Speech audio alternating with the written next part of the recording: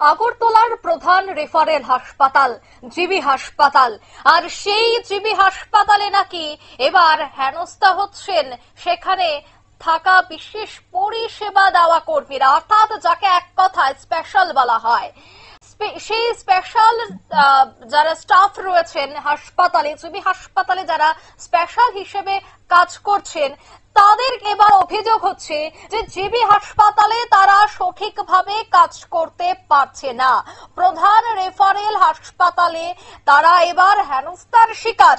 অভিযোগ রয়েছে যে তাদের বেতন থেকে নাকি কমিশন কাটা হচ্ছে, আর অভিযোগের তীর রয়েছে সম্পূর্ণ সোমা দাসের বিরুদ্ধে, অর্থাৎ কমিশন বাণিজ্যের অভিযোগ কিন্তু রয়েছে, তোলা আদায় করা হয় এমনটাই কিন্তু অভিযোগ এক প্রভাবশালী সহকর্মীর বিরুদ্ধে। তার নাম ইতিমধ্যে প্রকাশ্যে সোমা দাস। হাসপাতাল কর্তৃপক্ষ কেন নীরব দর্শকের ভূমিকা পালন করছে, এ নিয়েও কিন্তু আজ অভিযোগ তোলে অভিযোগকারীরা। কি বলছেন তারা, শোনাবো একবার। ফ্যাশন হলো গার্জনে ফ্যাশনের ফাটিয়ে বলবো দিদি লুক আসেনি, লুক দেন না। তে ফ্যাশনের ফাটিয়ে আমি যদি থাকি দ্বিতীয়বার কইরা গেছি ডিউটিটা, তে আমারে ফোন করে দিদি একটা ডিউটি আছে, ডিউটিটা করবানি। তে ডিউটিটা করতাম যাই, গেলে সময় যা এবার আরো সময় লোক আছে, তারা নাম আমি কইতারি না। গিয়া তোমার ডিউটিটা কেটা দিছে, আমাকে দিছে আরেকজনে। এই কথাটা দাদা আমরা ধরে কইতাম চাই না, কেরা আমরা যখন মনে করেন ফেটে গেল আমরা চাইতাছি তাইও করুক, আমরাও করি, আমরা চাইতাছি এটা নাম আর কে কই না দে যে তে কই ফাটিয়ে দিছে। কেমনে ভাইছ, ওই তো আমরা রুগীর লগে ভর্তি আসলাম, আমরা নাম্বারটা রাখছে, আমরা ফোন করছি, আমরা আইসি ও করো আজকা করো, আর দ্বিতীয়বার করলাম করতাম না। এই কথা রাখো।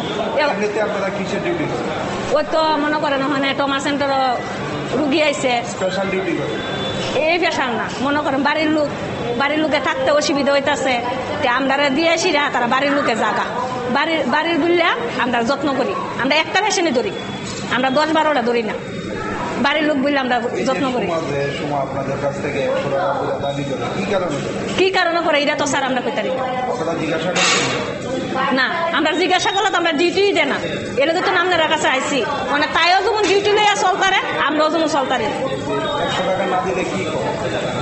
না, দিলে আমরা জীবিত করতাম না।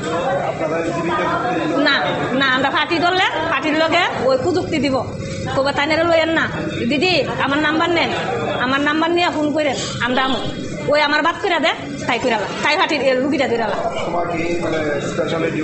না, এমনি ওই আমরার মতন।